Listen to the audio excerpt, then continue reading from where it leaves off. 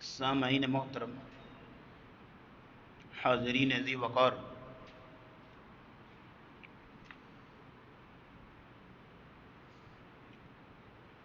انسان کی دنیاوی اور اخروی زندگی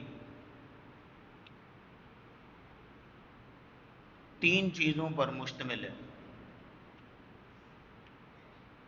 اور اسلام کی تمام تر تعلیمات انہی تین چیزوں سے متعلق ہے۔ نمبر ایک عقیدہ، نمبر دو عبادات، اور نمبر تین معاملات۔ تمام تر اسلامی تعلیمات جو ہیں انہی تین چیزوں سے متعلق ہیں۔ پہلی بات یہ ہے کہ عقیدہ درست ہونا چاہیے، اس میں کسی قسم کی شرک کی آمیزش نہیں ہونی چاہیے کسی بھی لیول پہ، اور عقیدہ بنیادی طور پر بنیاد ہے کہ جس کے اوپر تمام اعمال کھڑے ہیں۔ اگر عقیدہ کمزور ہے تو اعمال کی کوئی حیثیت نہیں، اگر عقیدہ مضبوط ہے تبھی اعمال قابل قبول ہوں گے۔ دوسرے نمبر پہ عبادات ہیں، تو عبادات کا چیپٹر بھی بہت وسیع ہے، کئی قسم کی عبادات اللہ کو ہم سے مطلوب ہیں۔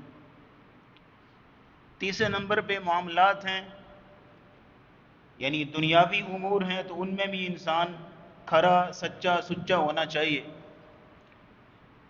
تو اوورآل انسان کی کامیابی چاہے دنیا میں ہو چاہے آخرت میں ہو، انہی تین چیزوں کے اوپر بیسڈ ہے۔ نبی کریم صلی اللہ تعالی علیہ وسلم نے ان تین چیزوں میں سے مکی زندگی میں عقیدے کا درس دیا۔ مکی زندگی میں سارا عقیدہ، جتنی بھی مکی صورتیں ہیں اختلافی روایات کو شامل کریں تو 86 صورتیں مکی صورتیں۔ مکی صورتوں میں صرف عقیدے پر بات، عقیدہ توحید ہے، رسالت ہے، آخرت ہے، عقیدے کی تمام باتیں مکی صورتوں میں۔ مدنی دور میں جا کے عبادات اور معاملات کو پھر پڑھایا گیا، ایجوکیٹ کیا گیا، تعلیم دی گئی، کیونکہ اسلامی ریاست، اسلامی نظام، اسلامی معاشرے کی تشکیل مدینے میں جا کر ہوئی ہے۔ اب دونوں قسم کے دوروں میں تین قسم کی تعلیمات، جتنی ضرورت تھی اس کے مطابق تعلیم دی گئی۔ حجۃ الوداع کے موقع پر جب نبی کریم صلی اللہ تعالی علیہ وسلم نے آخری خطبہ ارشاد فرمایا، اس میں آپ نے تینوں چیزوں کو جمع کیا، عقیدے کو بھی، عبادات کو بھی اور معاملات کو بھی۔ تینوں چیزوں کو جمع کر کے آپ علیہ الصلوۃ والسلام نے ایک عالمگیر اور عظیم و شان خطبہ ارشاد فرمایا، جس کو انسانی حقوق کا عظیم چارٹر کہا جاتا ہے، اسلام کا منشور عظیم اور منشور اعظم کہا جاتا ہے۔ اور اس خطبے میں نبی کریم صلی اللہ تعالی علیہ وسلم نے انسان کی انفرادی زندگی سے لے کر اجتماعی معاملات تک، عبادات سے لے کر کاروبار کے تمام امور تک، اور پھر یہ ہے کہ انسانی حقوق سے لے کر عدالتی قانون سازی تک، حتیٰ کہ انسانی زندگی کے تمام امور جیسے کہ اساسیات ہیں، دینیات ہیں، اجتماعیات ہیں، عقائد، عبادات، معاملات، اخلاقیات، تمام تر امور پر مشتمل تعلیمات جتنی بھی تھیں، ان کے دریاؤں اور سمندروں کو رسول اللہ صلی اللہ تعالی علیہ وسلم چند لائنوں میں کوزے میں بند کرتے چلے گئے۔ تو اس اعتبار سے آپ علیہ الصلوۃ والسلام کا خطبہ بڑا جامع معنی، بلکہ آپ اس انداز سے سمجھ لیجئے ذرا تھوڑا سا، کہ اگر کوئی شخص یہ چاہتا ہے کہ مجھے اسلام کا منشور پڑھنا ہے، اور مجھے پورے اسلام کا نچوڑ اور خلاصہ چاہیے، جو 30 پاروں کا خلاصہ ہو، بڑی بڑی احادیث کی کتب کا خلاصہ ہو، اور چند لائنوں کے اندر مجھے مدعا اور مقصد مل جائے زندگی کا، تو وہ صرف یہ ہے کہ ایک پیج پر مشتمل خطبہ حجۃ الوداع کو پڑھ لے، اسے جو ہے وہ تمام تعلیمات کی سمری اور نچوڑ اس کو مل جائے گا۔ اس قدر اہم ہے، اور یہ اہم اس اعتبار سے بھی ہے کہ انسانی زندگی کے کسی بھی شعبے کو چھوڑا نہیں گیا۔ میں نے عرض کیا کہ عقیدہ ہو، وہ عبادات ہوں، وہ معاملات ہوں، وہ عدالتی نظام ہو، وہ یہ ہے کہ معاشرہ ہو، معیشت ہو، کچھ بھی کسی بھی طرح کے معاملات ہوں، اس خطبے میں ہر چیز کو ڈرس کیا گیا، ہر معاملے کو ڈسکس کیا گیا، اس لیے کہ اس وقت جو ہے وہ عالم اسلام سے خطاب کیا جا رہا تھا۔ اور اس وجہ سے بھی آپ دیکھیے کہ رسول اکرم صلی اللہ تعالی علیہ وسلم اس وقت جو خطاب کر رہے تھے، ایٹ ون ٹائم رسول اللہ صلی اللہ تعالی علیہ وسلم 5 حیثیتوں سے خطاب کر رہے تھے۔ یعنی آپ علیہ السلام صرف خطبہ نہیں دے رہے، وہ صرف یوں سمجھ لیجئے کہ 5 حیثیتوں سے خطاب کرنے والی شخصیت بات کر رہی ہے۔ نمبر 1، آپ خطاب کر رہے تھے اسلامی ریاست کے حاکم اعلیٰ کی حیثیت سے۔ اب دیکھیے گا کہ اسلامی ریاست کا حاکم اعلیٰ، وزیر اعظم، صدر، جو بھی، وہ جس انداز سے قوم سے خطاب کرتا ہے اور اس کے دل میں قوم کے لیے کیا درد ہونا چاہیے، وہ آپ کو اس خطبے میں وہ جھلک نظر آئے گی کہ حاکم اعلیٰ کس انداز سے خطاب کرتا ہے، تو آپ اس خطبے میں وہ جھلک، وہ رنگ نظر آتا ہے۔ دوسرے نمبر پہ آپ علیہ السلام خطاب کر رہے تھے چیف جسٹس کی حیثیت سے، اس لیے کہ اسلامی ریاست کی عدالت عظمیٰ کے منصف اعلیٰ رسول اللہ خود تھے، کیونکہ آپ اسلامی سارے وہ فیصلے مقدمے حل کرتے تھے۔ ایون کہ مدینے میں یہودی اپنے مقدمات بھی رسول اللہ کے پاس لے کر آتے تھے۔ تو ایک چیف جسٹس کو، ایک منصف اعلیٰ کو کیسے خطاب کرنا چاہیے اور اس کی خطاب میں کیا کیا رنگ ہونے چاہیے، وہ آپ کو خطبہ حجۃ الوداع میں ملتا ہے کہ آپ علیہ السلام اس انداز سے بات کر رہے ہیں۔ پھر تیسرے نمبر پہ آپ یہاں تک نوٹ کر لیجئے کہ چیف آف آرمی سٹاف کی حیثیت سے رسول اللہ بات کر رہے تھے، کہ سپہ سالار اسلامی لشکر کے رسول اللہ خود تھے۔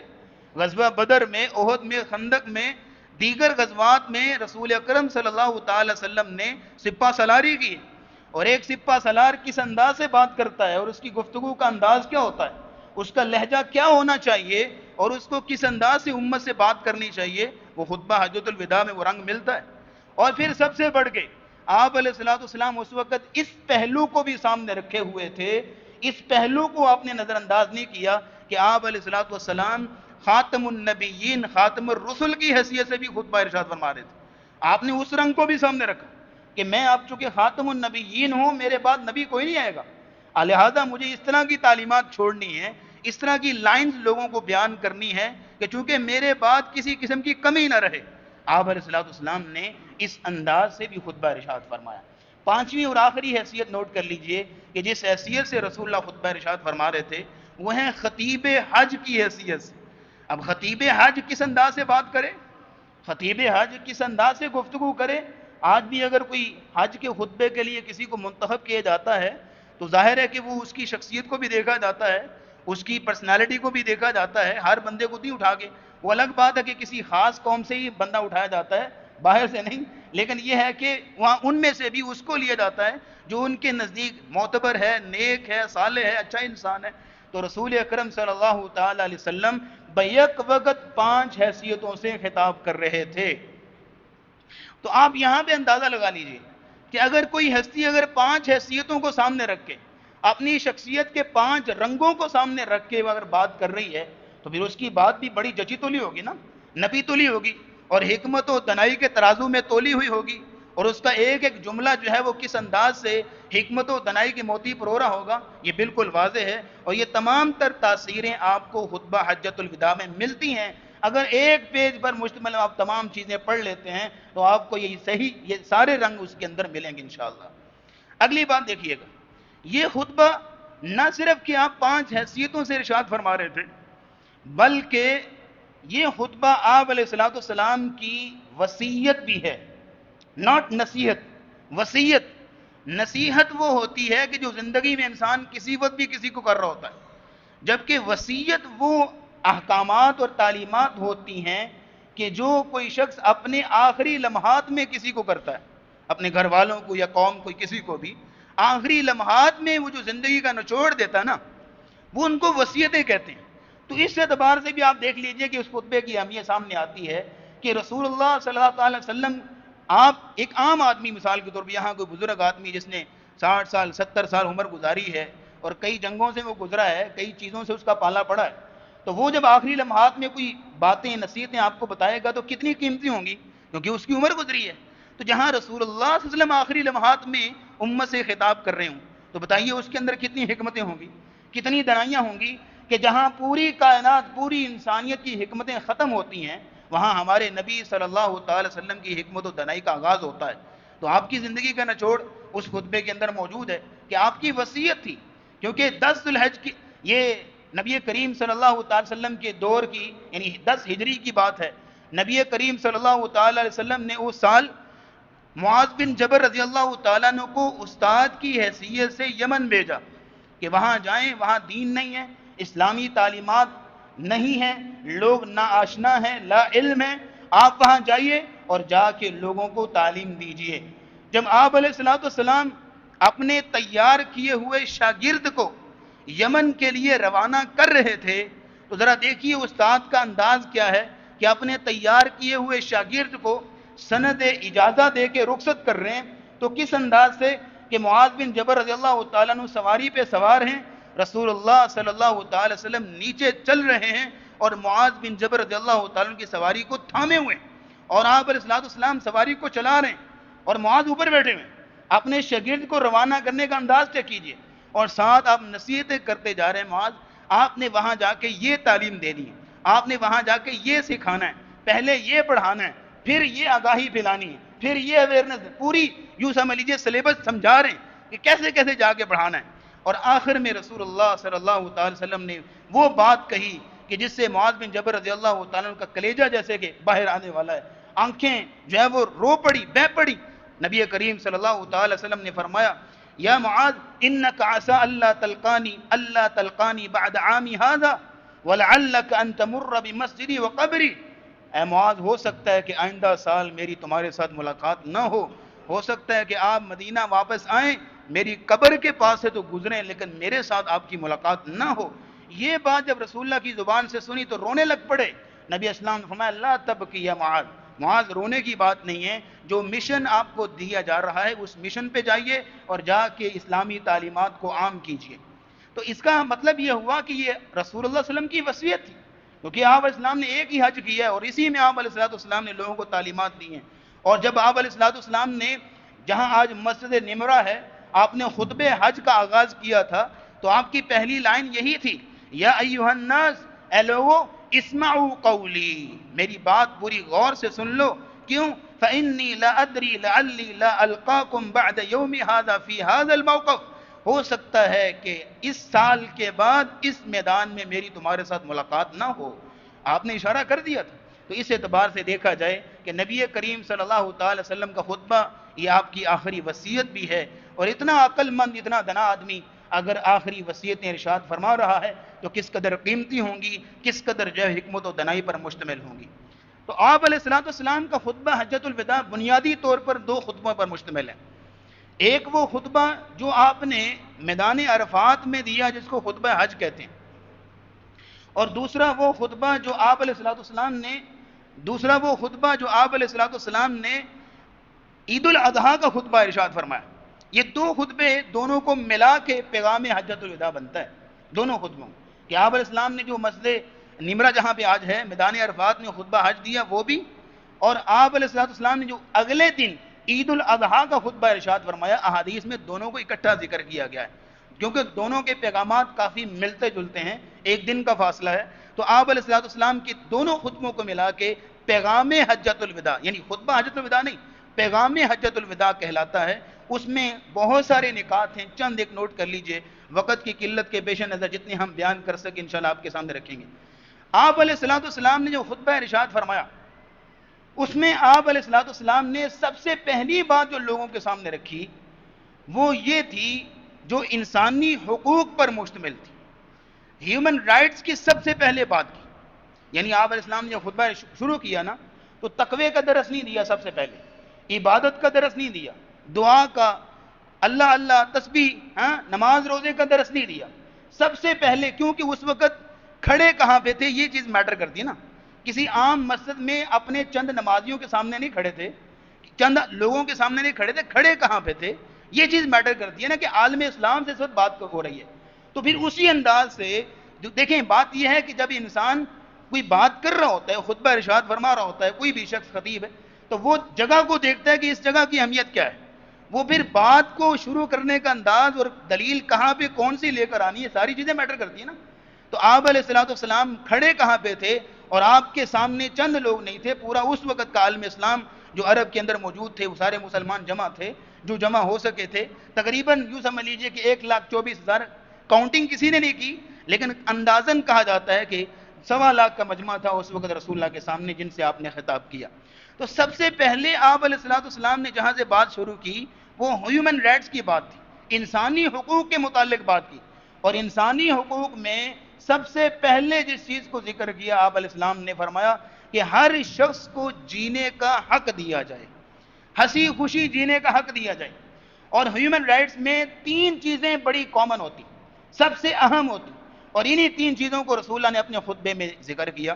آپ اسلام نے فرمایا فَإِنَّ دِمَاءَكُمْ وَأَمْوَالَكُمْ وَأَعْرَاضَكُمْ بَيْنَكُمْ حَرَامٌ كَحُرْمَةِ يَوْمِكُمْ هَذَا فِي شَهْرِكُمْ هَذَا وَفِي بَلَدِكُمْ هَذَا.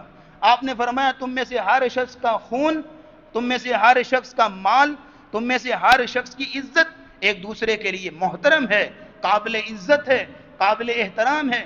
آپ نے یعنی یوں سمجھ لیجئے کہ انسانی حقوق میں انسان کی جان قیمتی ہے، اس کا مال قیمتی ہے اور اس کی عزت قیمتی ہے. تینوں چیزوں کی بات کی رسول اکرم صلی اللہ علیہ وسلم نے کہ ہر شخص کو ہنسی خوشی آزادانہ طور پر اس کو جینے کا حق دیا جائے. اب آپ ایک چیز یہاں پہ نوٹ کر لیجئے گا کہ ممبر عرفہ جو ہے یہ اس قدر اہمیت کا حامل ہے، اور ممبر عرفہ میں ہر سال آپ دیکھتے ہیں کہ امت مسلمہ اس کو دیکھتی ہے کس انداز سے کہ وہاں سے ایسی آواز اٹھے جو امت مسلمہ کی آواز ہو. نو ڈاؤٹ کہ دعا کے اوپر بات کرنا، نو ڈاؤٹ کہ تقوی کی تلقین کرنا، نو ڈاؤٹ کہ لوگوں کو عبادت اور عمل صالح اور توحید کی بات کرنا یہ بڑا اہم ہے. لیکن میں یہ سمجھتا ہوں کہ رسول اللہ صلی اللہ تعالیٰ علیہ وسلم اگر آج ممبر عرفہ میں موجود ہوتے اور خطبہ حج ارشاد فرما رہے ہوتے تو کبھی بھی غزہ کے مسلمانوں کا ذکر کیے بغیر نہ رہتے، کبھی بھی امت مسلمہ جو اس وقت مظلوم ہے ان کا تذکرہ کیے بغیر نہ رہتے. افسوس کی بات یہ ہے کہ وہ چونکہ وہ اسکرپٹڈ خطبہ ہوتا ہے، اس میں جو خطیب صاحب ہیں ان کا احترام سر آنکھوں پر، امام کعبہ ہیں، امام مسجد نبوی ہیں، ان کا احترام سر آنکھوں پر. لیکن مسئلہ یہ ہے کہ اوورآل نو ڈاؤٹ کہ خطبہ حج جو ہے وہ سیاسی تقریر نہیں ہوتا، لیکن یہ ہے کہ اس وقت آپ عالم اسلام سے بات کر رہے ہیں، اس وقت یہ ہے کہ امت مسلمہ کے مسائل کو سامنے رکھا جائے، ان کے لیے لائحہ عمل تیار کیا جائے. آپ میں سے سارے لوگ جو ہے جس دن خطبہ حج ہونا تھا سارے اپنی ٹی وی کی سکرینوں پہ بیٹھے ہوئے تھے، ہم نے خطبہ حج سننا ہے، خطیب صاحب کیا ارشاد فرماتے ہیں. تو خطیب صاحب سے آپ نے سنا دعا کسے کہتے ہیں، تقوی کسے کہتے ہیں، للہیت کیا ہے، توحید کیا ہے، ایمان کیا ہے، تقوی کیا ہے، جو آپ ہر روز جو ہے وہ کہیں نہ کہیں سنتے رہتے ہیں. لیکن جہاں امت مسلمہ کی آواز اٹھانے کی بات تھی، جہاں پہ جو ہے وہ مظلوم مسلمانوں کے لیے کوئی لائحہ عمل تیار کرنے کی بات تھی، اس وقت اس حوالے سے آپ کو ایک نقطہ بھی نہ ملا، ایک علمی بات بھی آپ کو نہ ملی جو کہ ملنی چاہیے تھی، جس کی اس وقت ضرورت تھی کہ امت مسلمہ جو مظلوم ہے ان کے حوالے سے بھی بات کی جائے. کیونکہ اس وقت پوری دنیا میں مسلمان جو ہے مظلوم ہیں، مقہور ہیں، مجبور ہیں، بے بس ہیں، ہر طرف جو ہے ان کے خلاف پلاننگز ہو رہی ہیں، سازشیں ہو رہی ہیں. تو ہمارے نبی صلی اللہ علیہ وسلم نے اس دور میں کہ جب فتح مکہ ہو چکا ہے، عرب کے اندر اسلام کا جھنڈا لہرایا جا چکا ہے اور آپ ہر طرف جو ہے وہ اسلام کا بول بالا کر چکے ہیں، اور آپ علیہ السلام آخری خطبہ ارشاد فرما رہے ہیں، تو سب سے پہلی لائن کیا تھی؟ فَإِنَّ دِمَاءَكُمْ. کیا مطلب ہے اس کا؟ تمہارے خون، وَأَمْوَالَكُمْ تمہارے مال، وَأَعْرَاضَكُمْ تمہاری عزتیں، حرام علیکم تمہارے لیے محترم ایک دوسرے کے لیے. سب سے پہلی لائن اس زمانے میں جہاں امن تھا، اس وقت جہاں پہ سکون تھا، اطمینان تھا، وہاں پہ آپ اسلام یہ لائن بول رہے ہیں. تو آج کے خطبہ میں اس طرح کی اگر بات ہی نہ ہو تو پھر یہ ہے کہ تھوڑی سی تشنگی رہ جاتی ہے، کمی کوتاہی رہ جاتی ہے جو کہ پوری ہونی چاہیے. اللہ رب العزت مسلمانوں کو اور مسلمانوں کے لیڈروں اور قائدوں کو اس چیز کی سمجھ عطا فرمائے.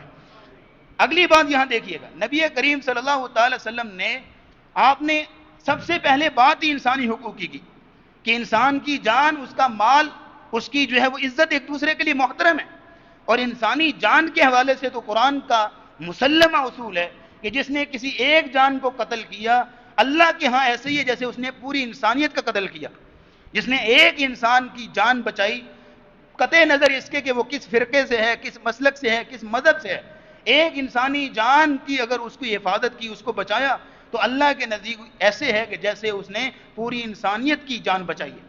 اور نبی علیہ السلام نے یہاں تک الفاظ کہے تھے، لو ان اہل السماء والارض اشترکوا فی دم مؤمن لاکبہم اللہ فی النار. اگر ایک انسانی جان کو قتل کرنے میں زمین و آسمان کی تمام مخلوقات ذرا سا بھی ملوث ہوئیں تو اللہ رب العزت اتنا بے نیاز ہے، لاکبہم اللہ فی النار، اللہ زمین و آسمان اور تمام مخلوقات کو صرف ایک انسانی جان کے قتل میں ملوث ہونے کی وجہ سے سب کو جہنم میں پھینکنے پہ قادر ہے، اور پھینک دے گا. یہاں دیکھیے کہ اس قدر قیمتی ہے ایک انسانی جان. اور جہاں تک مال کی بات ہے تو فرمایا من ظلم قید شبر من الارض طوقہ من 7 اراضین. اگر کسی شخص نے کسی دوسرے انسان کی ایک بالشت بھی زمین ہتھیا لی تو اللہ قیامت کے دن اس شخص کو 7 زمینوں کے برابر طوق پہنائے گا. اس قدر یہاں دیکھ لیجیے قیمتی بات ہے. اور حرمت عزت کی بات کی کہ تم میں سے ہر شخص کی عزت دوسرے کے لیے محترم ہے. کسی کو کوئی حق نہیں پہنچتا کہ کسی دوسرے مسلمان کی عزت کو اچھالے، اس کو سرے بازار آوازیں کسے. کسی کو کوئی حق نہیں پہنچتا کسی مسلمان کا نام بگاڑے، اس کو تم تو اوئے اس طرح کے الفاظ سے بلائے، اس کی عزت کو اچھالے، اس کی غیبتیں کرے، چغلیاں کرے. اور یہاں تک دیکھ لیجئے گا کعبہ کی حرمت ہم سب کے لیے کس قدر مسلم ہے. نبی اسلام نے فرمایا ایک مسلمان کی عزت، چاہے وہ غریب آدمی ہو، چاہے وہ امیر آدمی ہو، چاہے وہ بھوکا ننگا کسی طرح کا بھی ہو، ایک مسلمان کی عزت اللہ کے نزدیک کعبہ کی عزت سے بھی زیادہ محترم ہے. تو اس کا مطلب ہے فقہی اعتبار سے اگر کوئی شخص ایک مسلمان کی عزت کو اچھالتا ہے تو اس کا مطلب ہے کہ وہ کعبہ کی بے حرمتی کرنے سے بھی بڑا گناہ کر رہا ہے. کعبہ کی بے حرمتی کرنے سے بھی بڑا گناہ کر رہا ہے. اس لیے کہ نبی کریم صلی اللہ تعالی وسلم نے یہاں تک تعلیم دی ہے کہ صرف زبان سے کسی کی عزت اچھالنا، کسی کی غیبت کرنا وہ تو دور کی بات ہے، اشارے کنائے سے بھی کسی کو کوئی حق نہیں پہنچتا. وَيْلٌ لِكُلِّ هُمَزَةٍ لُمَزَةٍ کہ اشارے کنائے سے کسی پر طنز کرے، عیب جوئی کرے، یا یہ ہے کہ کسی کی عزت کو اچھالے، کسی کا مذاق اڑائے، تمسخر اڑائے. ان ساری چیزوں سے نبی کریم صلی اللہ تعالی وسلم نے منع کیا. بلکہ آپ علیہ الصلوۃ والسلام نے ایک مسلمان کی ڈیفینیشن بیان کرتے ہوئے یہ اصول دیا تھا، من سلم المسلمون من لسانہ ویدہ. حقیقی مسلمان وہ ہے کہ جس کے زبان سے، جس کے ہاتھ سے دوسرے مسلمان محفوظ رہیں. لیکن جس کی زبان سے دوسرا محفوظ ہی نہیں ہے، جس کے ہاتھ کی شر سے دوسرا مسلمان محفوظ ہی نہیں ہے، وہ ذرا نظر ثانی کر لے کہ وہ مسلمان کس طرح کا ہے. کیونکہ رسول اللہ کی ڈیفینیشن کے مطابق وہ مسلمان نہیں ہے کہ جس کی ہاتھ سے، جس کی زبان سے دوسرا مسلمان جو ہے وہ کسی طرح بھی سکون محسوس ہی نہیں کر رہا. اور آپ علیہ الصلوۃ والسلام دیکھیں جہاں تک تعلق ہے غیبت کا، غیبت تو سب سے آسان ہتھیار ہے دوسروں کی عزتوں کو اچھالنے کا. اور غیبت ایک ایسا جرم ہے، اتنا یوں سمجھ لیجئے کہ بے احساس گناہ ہے کہ جو ہمیں محسوس ہی نہیں ہوتا. دن رات کر رہے ہیں، 2 بندے بیٹھے ہیں، جب تک تیسرے بندے کی برائیاں ذکر نہ کریں ان کی مجلس کا مقصد ہی پورا نہیں ہوتا، ان کی مجلس ادھوری رہتی جناب. تو وہ غیبت نہیں تو اور کیا ہے. اور غیبت کے بارے میں آپ علیہ السلام نے فرمایا کہ میں نے جہنم میں کچھ لوگوں کو دیکھا ان کے ناخن تانبے کے ہیں جس سے وہ اپنے گوشتوں کو نوچ رہے ہیں. اور آپ علیہ السلام نے پوچھا کہ یہ کون لوگ ہیں؟ تو فرمایا گیا ہؤلاء یاکلون لحوم الناس ویقعون فی اعراضہم. یہ وہ لوگ ہیں جو لوگوں کی عزتوں کے در پہ ہوا کرتے تھے، ان کی عزتوں کو اچھالا کرتے تھے اور لوگوں کے مابین بدگمانیاں پھیلایا کرتے تھے. تو انسانی حقوق میں سب سے پہلے بات یہ رکھی جا رہی، انسان کی جان ہے، اس کا مال ہے، اس کی عزت، تینوں چیزیں محترم ہیں. کسی کو کوئی حق نہیں پہنچتا کہ اس کا ذرا سا خون بھی بہائے، کسی کو کوئی حق نہیں پہنچتا کہ اس کے مال پر بری نظر رکھے یا اس کی عزت کو اچھالے. یہ سب سے پہلی بات انسانی حقوق میں بات کی. اور انسانی حقوق میں صرف یہ بات نہیں کی رسول اللہ نے خطبہ حجۃ الوداع میں، اگلی بات یہ کی کہ اللہ کے نزدیک تم سارے انسان برابر ہو. الا ان ربکم واحد, تمہارا رب ایک ہے. وان اباکم واحد, تمہارا باپ آدم علیہ السلام ایک ہیں. الا لا فضل لعربی علی اعجمی, کسی بھی عربی کو اجمی پر کوئی فوقیت نہیں ہے. کسی کالے رنگ والے کو گورے پر یا گورے کو کالے پر کسی طرح کی بھی کوئی فوقیت نہیں ہے, نہ حسب نسب کی بنا پہ, نہ قوم برادری کی بنا پہ. سراسر عزت کو اچھالنا, مال کو ہتھیانا یا خون بہانا, یہ سارے معاملات کب ہوتے ہیں؟ جب انسان کے دماغ میں یہ فطور آ جائے کہ میں اس سے بہتر ہوں. جب یہ فطور آتا ہے میں اس سے بہتر ہوں, یہی تو تکبر کی علامت ہے. تکبر کسے کہتے ہیں؟ الکبر بطر الحق وغمط الناس. تکبر کہتے ہیں لوگوں کو حقیر سمجھنا. ایک امام صاحب فرماتے ہیں کہ آپ عاجزی اس چیز کا نام ہے اور تکبر کس چیز کا نام ہے. ڈیفینیشن سمجھائیں کہ آپ کسی جگہ پہ جا رہے ہیں, آپ کے پاس اچھی گاڑی ہے, اچھی سہولیات ہیں, آپ نے کسی کو دیکھا کہ آپ سے کمتر ہے یا آپ سے تھوڑا سا بدحال ہے, تو آپ کے دل میں ذرا سا یہ خیال پیدا ہوا کہ میں اس سے بہتر ہوں, میں اس سے اعلیٰ ہوں, میں اس سے کہیں درجے بہتر ہوں. تو سر یہی تو تکبر ہے. اور تکبر کس کو کہتے ہیں؟ کہ ذرا سا بھی آپ کے دل میں یہ پیدا ہوا کہ میں اس سے بہتر ہوں, اسی کو تکبر کہتے ہیں. ہو سکتا ہے کہ وہ بندہ اللہ کے نزدیک زیادہ قابل احترام ہو, اللہ کے نزدیک اس کی زیادہ عزت ہو. لہذا یہاں رسول اللہ نے قانونی مساوات کا نام لیا. آپ علیہ الصلوۃ والسلام نے کہا تم سارے انسان برابر ہو, شرعی اعتبار سے بھی برابر ہیں, اخلاقی اعتبار سے بھی برابر ہیں, اور معاشرتی اعتبار سے بھی برابر ہیں. اور پھر یہ ہے کہ قانونی اعتبار سے بھی برابر ہیں کہ اگر کوئی غریب چوری کرے جو اس کے لیے سزا ہے, وہاں امیر چوری کرے تو اس کے لیے بھی وہی سزا ہے. اسلام کی نظر میں دونوں برابر ہیں. رنگ نسل کی بنیاد پہ, حسب نسب کی بنیاد پہ, قوم برادری کی بنیاد پہ کسی کو کوئی استثناء حاصل نہیں ہے اللہ کے قوانین میں. اور اس کی عملی تصویر مساوات کی آپ کو ملتی ہے باجماعت نماز میں. باجماعت نماز میں آپ دیکھتے ہیں کہ ایک شخص امام کے پیچھے کھڑا ہے جو کروڑوں کا مالک ہے, ہاں, اور اس کے ساتھ پاؤں ملا کے, کندھے کے ساتھ کندھا ملا کے وہ بھی کھڑا ہے جس بیچارے کے پاس شاید شام کے کھانے کے پیسے نہ ہوں. دونوں کھڑے ہیں, بندہ بھی کھڑا ہے, بندہ نواز بھی کھڑا ہے, محمود بھی کھڑا ہے, ایاز بھی کھڑا ہے, دونوں برابر ہیں. اور دونوں امام کی آواز پہ ایک ہی طرح لبیک کہتے ہیں, سجدے رکوع میں جاتے ہیں, برابر ہیں. اور اس کی عملی تصویر آپ کو مزید ملتی ہے حج کے موقع پر, کہ اگر کوئی لو طبقے کا بندہ ہے تو وہ بھی انہی دو سفید چادروں میں, اور اگر کوئی شاہی خاندان سے تعلق رکھتا ہے تو اس کا مطلب یہ نہیں کہ وہ زرق برق رنگ برنگے کپڑوں میں آئے گا, وہ بھی انہی دو سفید چادروں میں آئے گا. اور اسی طرح جب انسان دنیا سے جا رہا ہے تو جو انسان چاہے ریڑھی لگانے والا غریب طبقے کا بندہ ہے, آپ کے نزدیک سب سے چھوٹی برادری کا آدمی ہے, تو جن سفید چادروں میں مٹی کے نیچے وہ جا رہا ہے, انہی سفید چادروں میں اور انہی لباس میں, اسی انداز میں, اسی مٹی کے نیچے امیر آدمی بھی جا رہا ہے. تو انسان برابر ہیں. نبی کریم صلی اللہ تعالی علیہ وسلم نے اس نسل پرستی کو ختم کیا, کیونکہ جب انسان نسلوں میں پڑھتے ہیں پھر اصلوں کو بھول جاتے ہیں. اور نبی کریم صلی اللہ تعالی وسلم نے تو یہاں تک امتیاز کیا اسلام نے کہ وہ بلال جو حبشی النسل ہیں, جن کے حسب نسب کے بارے میں کوئی نہیں جانتا, مقام کتنا ملا کہ چلتے زمین پہ ہیں, قدموں کی آواز جنت میں آتی ہے. اور دوسرے نمبر پہ ابو لہب, روشن چہرے والا, چمکتے چہرے والا, اب کیا سنایا گیا؟ تبت یدا ابی لہب وتب, کہ اللہ کے نزدیک حسب نسب کی کوئی ویلیو نہیں ہے, اللہ کے نزدیک میرٹ کی ویلیو ہے. جو میرٹ پہ پورا اترے گا وہ آنکھوں کا تارا ہوگا, چاہے وہ کسی بھی جگہ سے تعلق رکھتا ہو. اور جو میرٹ پہ پورا نہیں اترتا وہ چاہے لاڈلا بھی ہو, اس کی کوئی حیثیت نہیں ہے. میرٹ کیا ہے؟ ان اکرمکم عند اللہ اتقاکم, کہ تم میں سے اللہ کے نزدیک زیادہ باعزت وہ ہے جو زیادہ تقوی والا ہے. پھر یہاں تک دیکھیے نبی کریم صلی اللہ تعالی وسلم نے اگلی جو لائن ارشاد فرمائی وہ حق وراثت کے متعلق تھی. آپ نے فرمایا ان اللہ قد اعطى كل ذی حق حقه وليس لوارث وصیہ, اللہ رب العزت نے ہر حق والے کو اس کا حق دے دیا ہے. یعنی قرآن میں سارے حقوق بیان کر دیے, اب کسی وارث کے لیے کوئی وصیت نہیں ہے. اب اس کا مطلب یہ ہوا کہ آپ علیہ الصلوۃ والسلام نے جہاں انسانی حقوق کی بات کی, مساوات کی بات کی, تو وہاں انسانی حقوق میں وراثت کی بات کی, کہ جہاں جس طرح سے قانون کے مطابق, اسلامی لاء کے مطابق مرد کے لیے وراثت میں حصہ ہے, اسی طرح عورت کے لیے بھی وراثت میں حصہ ہے, اور برابری اس اعتبار سے. اور آپ علیہ الصلوۃ والسلام نے یہاں تک بات کی, آپ نے فرمایا فاتقوا اللہ فی النساء, تم عورتوں کے معاملے میں اللہ سے ڈرنا, یعنی اپنی بیویوں کے حقوق ادا کرنا. فَإِنَّكُمْ أَخَذْتُمُوهُنَّ بِأَمَانِ اللَّهِ، کیونکہ تم نے ان کو اللہ کی امان میں حاصل کیا ہے. وَاسْتَحْلَلْتُمْ فُرُوجَهُنَّ بِكَلِمَةِ اللَّهِ، اللہ کے کلمے سے، اللہ کے نام پر وہ تمہارے لیے حلال ہوئی اور جائز ہوئی ہیں.